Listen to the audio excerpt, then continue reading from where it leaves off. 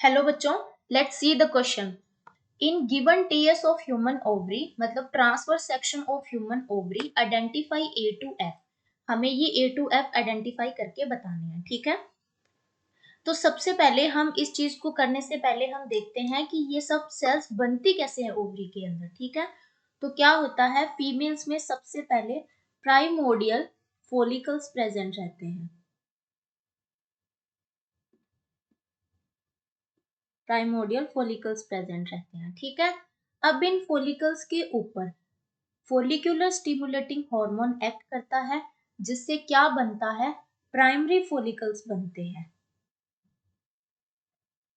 Primary follicles बन जाते हैं।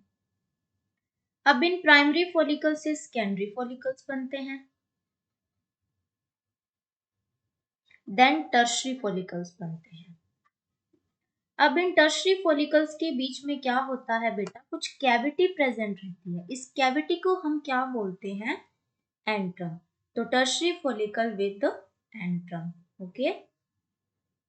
अब इससे आगे एक ब्रॉड ग्राफियन फोलिकल बन जाता है और इसके अंदर मैच्योर एग होता है, ठीक है। अब क्या होता है कि फीमेल्स के अंदर एक टाइम पे ल्यूटेनाइजिंग हार्मोन का लेवल बहुत ज्यादा हाई हो जाता है, ठीक है, जिसे हम क्या बोलते हैं, एलएच सर्ज। उस एलएच सर्ज की वजह से क्या होता है, ये जो ग्राफियन फोलिकल है ये रप्चर हो जाता है, ठीक है।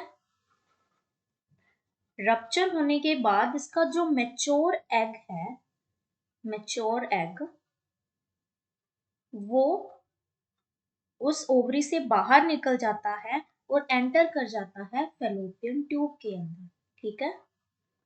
फेलोपियन ट्यूब के अंदर चला जाता है। अब फेलोपियन ट्यूब के अंदर एम्पुला पार्ट के अंदर अगर जाके वो स्पर्म के साथ मीट कर जाता है और अगर उसकी फर्टिलाइजेशन हो जाती है, तो क्या होता है कि आगे मतलब वो यूट्रस के अंदर चला जाता है एंड प्रेगनेंसी स्टार्ट हो जाती है, ठीक है। अब जो ग्राफियन फॉलिकल जो रप्चर हुआ था, उसका जो रिमेनिंग पार्ट है वो क्या बना लेता है, वो बना लेता है कॉर्पस ल्यूटियम, ठीक है। अब ये जो कॉर्पस ल्यूटियम है ये फीमेल हार्मोन सिक्रिएट करता है जिसे बोलते हैं प्रोजेस्टेरोन, ठीक है। ये क्या होता है, प्रेगनेंसी मेंटेनिंग हार्मोन होता है। यूट्रस की एंडोमेट्रियम लाइनिंग को थिक करता है। ये क्या होता है कि अगर फेलोपियन ट्यूब के अंदर जाके वो एग फर्टिलाइज हो जाता है तो थ्रू आउट प्रेगनेंसी ये प्रोजेस्टेरोन हार्मोन सिक्रिएट होता रहता है और ये बेबी की हेल्प करता है और प्रेगनेंसी में मतलब बहुत ज्यादा ये हेल्पफुल होता है, ठीक है। बट अगर ये फेलोपियन ट्यूब के अंदर जाके एग फर्टिलाइज नहीं होता है तो क्या होता है कि ये कॉर्पस ल्यूटियम थोड़े टाइम के बाद रप्चर होके कॉर्पस एल्बिकन्स बना लेती है। ये कॉर्पस एल्बिकन्स क्या करती है, जो एंडोमेट्रियम लाइनिंग होती है उसको रप्चर करने के काम आती है, ठीक है। तो अब हमने ये सारा प्रोसीजर समझा, अब हम इनकी नेमिंग कर लेते हैं, ठीक है।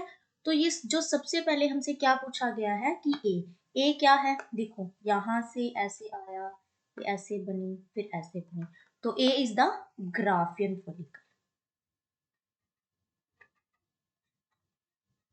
Graafian follicle. Now B. B is the tertiary follicle with antrum. Tertiary follicle with antrum. Now C is the ovum. ये जो यहाँ से ये रप्चर हुआ, रप्चर होने के बाद ये ओवम बाहर आ गया, तो this is the ovum. D is the, ये यहाँ पर क्या बनती है, कॉर्पस ल्यूटियम। ये यहाँ पे जो बन गया, जो रिमेनिंग पार्ट बच गया ये आगे जाके कॉर्पस ल्यूटियम बना देती है, ठीक है, लूटियम बना लेती है। अगर ये ओवम फर्टिलाइज नहीं होता है तो क्या होता है, आगे इससे कॉर्पस एल्बिकन्स बन जाते हैं।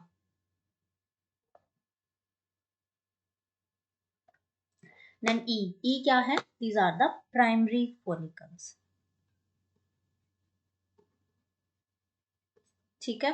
देखो यहां से तो स्टार्ट हुआ तो ये प्राइमरी फॉलिकल्स होती है, ठीक है। तो अब हम इसे मैच कर लेते हैं। A. Graafian follicle, B. Tertiary follicle with antrum, C. Ovum, D. Corpus luteum, E. Primary follicle, and F are the corpus albicans. So option D is the right option. Thank you बच्चों and all the best.